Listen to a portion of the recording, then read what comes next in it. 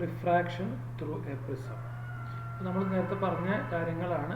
A B C എന്നുള്ള prism, അതിൽ B C എന്നുള്ളത് ബേസ് ആണ്, എ ബി എന്നുള്ളതും എ സി എന്നുള്ള ഭാഗം റിഫ്രാക്റ്റിംഗ് സർഫസ് ആണ്, പി ക്യു എന്നുള്ളത് ഇൻസിഡൻറ്റ് റേ, ഇൻസിഡൻറ്റ് പോയിന്റിൽ വരച്ച നോർമലാണ് ഈ ഡോട്ടർ ലൈൻസ്, ക്യു ആർ എന്ന് പറയുന്നത് refracted ray inside the prism, R S is the emergent ray. ഈ ഇൻസിഡൻറ്റ് പോയിന്റിൽ നിന്ന് ഇവിടുന്ന് നമ്മൾ വരച്ച നോർമലാണ് കാണുന്നത്. ഈ രണ്ട് നോർമലുകൾ കൂട്ടിമുട്ടുന്ന പോയിന്റാണ് എൻ എന്നടയാളപ്പെടുത്തിയത്. I angle of incidence, incident റേൻ്റെയും നോർമലിൻ്റെയും ഇടയിലെ ആംഗിളാണ് ആംഗിൾ ഓഫ് ഇൻസിഡൻസ്. ഈ angle emergent, angle of emergent റേയുടെയും നോർമലിൻ്റെയും ഇടയിലെ ആംഗിളാണ് എമർജൻറ്റ് ആംഗിൾ. പിന്നെ R1, അതായത് ഇവിടെ ഉണ്ടാകുന്ന ഈ ആംഗിൾ ഓഫ് റിഫ്രാക്ഷൻ എടുത്താൽ മതി. ഇവിടെയുള്ള ഈ ആംഗിൾ നോർമലിൻ്റെയും ഈ ഇൻസിഡൻറ്റിൻ്റെ ഇടയിലെ ആംഗിൾ R2 എന്ന് എഴുതുകയും ചെയ്തു. പിന്നെ നമ്മൾ പറയണത് ഈ ഇൻസിഡൻറ്റ് റേയും എമർജൻറ്റ് റേയും നീട്ടി വരച്ചു കഴിഞ്ഞാൽ മീറ്റ് ചെയ്യുന്ന പോയിന്റാണ് എം എന്നടയാളപ്പെടുത്തി. ഈ എമ്മിൻ്റെയും അതേപോലെ തന്നെ ഈ ഇൻസിഡൻറ്റ് റേൻ്റെയും എമർജൻറ്റ് റേയുടെയും ഇടയിലെ ആംഗിൾ, അതായത് എക്സ്റ്റീരിയർ ആംഗിളായിട്ട് വരുന്ന angle D, angle of deviation D. നമ്മൾ ചിലപ്പോൾ പിന്നെ ഡെൽറ്റ എന്ന് എഴുതും, സിഗ്മ എന്നൊക്കെ വരുന്നുണ്ട്, പല രീതിയിൽ വരും. ഏതായാലും ആംഗിൾ ഓഫ് ഡീവിയേഷൻ ആണ് എന്നെടുക്കുക. ഓക്കെ, ഇനി ഈ ഡയഗ്രത്തിലില്ല, നേരത്തെ നമ്മൾ അയക്കുന്ന വീഡിയോയിലുണ്ട്. എങ്ങനെ റേ ഡയഗ്രം വരക്കാം എന്ന് പറയുന്ന വീഡിയോയിൽ നമ്മൾ ഉൾപ്പെടുത്തിയിട്ടുണ്ട്.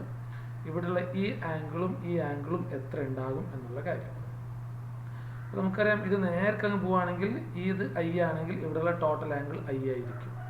ഈ ഐയിൽ നിന്ന് എത്ര കൂടി മൈനസ് ചെയ്യാണ്ട് R1. ഓക്കെ, അപ്പോൾ ഇവിടുത്തെ ആംഗിൾ എന്ന് പറയുന്നത് I മൈനസ് R1 എന്ന് വരും. ഈ മുകൾ ഭാഗത്തുള്ള ഈ angle I minus R1. Similarly ഇവിടുത്തെ ആംഗിൾ E മൈനസ് R2 എന്ന് നമുക്ക് കിട്ടുകയും ചെയ്യും. ഇതാണ് റേ ഡയഗ്രവുമായി ബന്ധപ്പെടുത്തി നമുക്ക് പറയാനുള്ള കാര്യങ്ങൾ.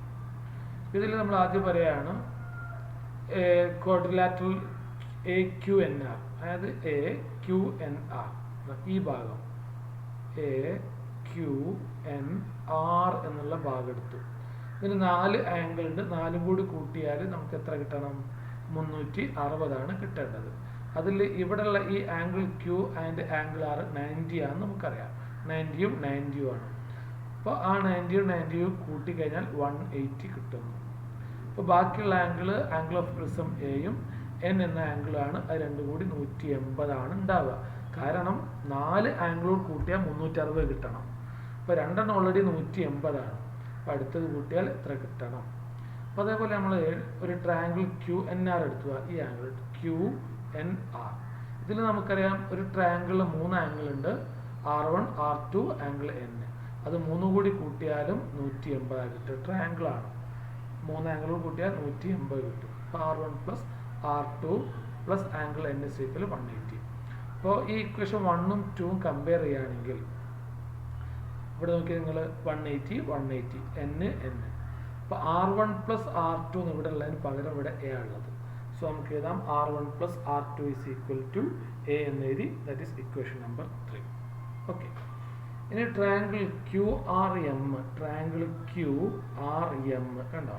ഈ ട്രയാങ്കിൾ QRMൽ ഇവിടെ ആംഗിൾ ഉണ്ട്, ഇവിടെ ആംഗിൾ ഉണ്ട്, ഇവിടെ എക്സ്റ്റീരിയർ ആംഗിൾ ആണുള്ളത്. അപ്പോൾ നമുക്കറിയാം എക്സ്റ്റീരിയർ ആംഗിൾ എന്ന് പറയുന്നത് എന്താ? Sum of opposite interior angle ആണ്. ഡി അല്ലെങ്കിൽ ഡെൽറ്റ. ഓക്കെ, ഡെൽറ്റ എന്നോ ഡി എന്നോ സിഗ്മ എന്നൊക്കെ വരും. ഓരോ ബുക്കിൽ ഓരോ രീതിയാണ്. നിങ്ങൾ ഡി എന്ന് ഉപയോഗിച്ചാൽ മതി. അപ്പോൾ ഇന്റീരിയർ ആംഗിൾ I മൈനസ് R1ഉം E മൈനസ് R2 ആണ്. അത് രണ്ടും കൂടി ആഡ് ചെയ്ത് കഴിഞ്ഞാൽ നമുക്ക് ആംഗിൾ ഓഫ് ഡീവിയേഷൻ ഡി എന്ന് എഴുതാം, അല്ലെങ്കിൽ ഡെൽറ്റ എന്ന് എഴുതാം. ഒന്ന് റെഡിയാക്കി എഴുതിയാണ് I plus E minus R1 minus R2 = delta എന്ന് എഴുതി. അതൊന്നും കൂടി റീഅറേഞ്ച് ചെയ്ത് മൈനസിനെ കോമൺ പുറത്തേക്ക് എടുത്ത് കഴിഞ്ഞപ്പോൾ ഇങ്ങനെ കിട്ടി. അപ്പോൾ അങ്ങനെ എഴുതി നമുക്ക് ഇവിടെ R1 പ്ലസ് R2 ഉണ്ട് അല്ലേ? അപ്പോൾ നമുക്കറിയാം R1 പ്ലസ് R2 എന്ന് പറഞ്ഞാൽ എന്താ? A ആണ്. അത് കൊടുക്കാൻ വേണ്ടിയിട്ടാണ് I plus E minus A = delta എന്ന് കിട്ടി. I plus E = A plus delta എന്ന് എഴുതാം.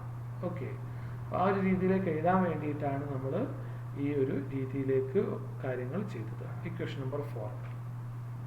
ഇനി നമ്മൾ പറയാണ് minimum deviation. Okay, minimum deviation ഉണ്ടാകുന്ന സമയത്ത് I is equal to E ആണ്, R1 is equal to R2 ആണ്. അതിന് R എന്ന് എഴുതിയാൽ മതി.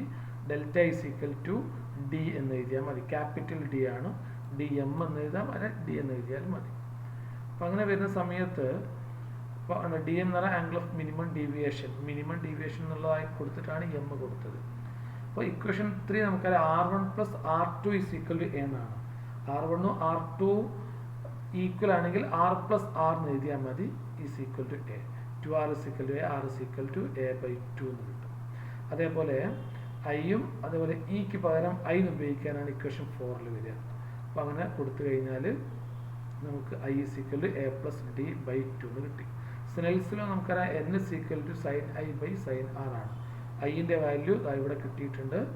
ഐൻ്റെ വാല്യൂ A plus D/2 എന്ന് കിട്ടിയിട്ടുണ്ട്. ആറിൻ്റെ വാല്യൂ A/2 എന്ന് കിട്ടിയിട്ടുണ്ട്. അത് നമ്മൾ ഇവിടെ കൊടുക്കുകയും ചെയ്തു. നമുക്ക് കിട്ടി N is equal to sin of A plus D/2 divided by sin A/2 എന്ന് കിട്ടി. ഇതാണ് പ്രിസത്തിലൂടെയുള്ള റിഫ്രാക്ഷൻ കാണിക്കുന്നത്. ഇത് ID കർവ്, ആംഗിൾ ഓഫ് ഇൻസിഡൻസും ആംഗിൾ ഓഫ് ഡീവിയേഷനും വെച്ചുള്ള ഗ്രാഫാണ് ID കർവ്.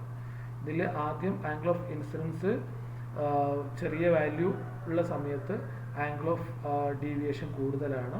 പിന്നെ അത് കുറഞ്ഞു വരും, ഒരു മിനിമം വാല്യൂലെത്തും, പിന്നെയും കൂടി പോവുകയും ചെയ്യും. ഓക്കെ, അപ്പോൾ ഈ ഒരു ഷേപ്പിലേക്ക് വരുന്നതിൻ്റെ അർത്ഥമാണ് ആംഗിൾ ഓഫ് ഇൻസിഡൻസ് കൂടുന്നതനുസരിച്ചിട്ട് ആദ്യം ആംഗിൾ ഓഫ് ഡീവിയേഷൻ ഹൈ ആണ്, പിന്നെ അത് കുറഞ്ഞ് ഒരു മിനിമം വാല്യൂവിലേക്ക് എത്തുകയും പിന്നെ അത് കൂടുകയും ചെയ്യുന്നു. ഈ മിനിമം പോയിന്റിൻ്റെ പേരാണ് angle of minimum deviation. Angle of minimum deviation എന്നുകൂടി നമുക്ക് മനസ്സിലാക്കാം.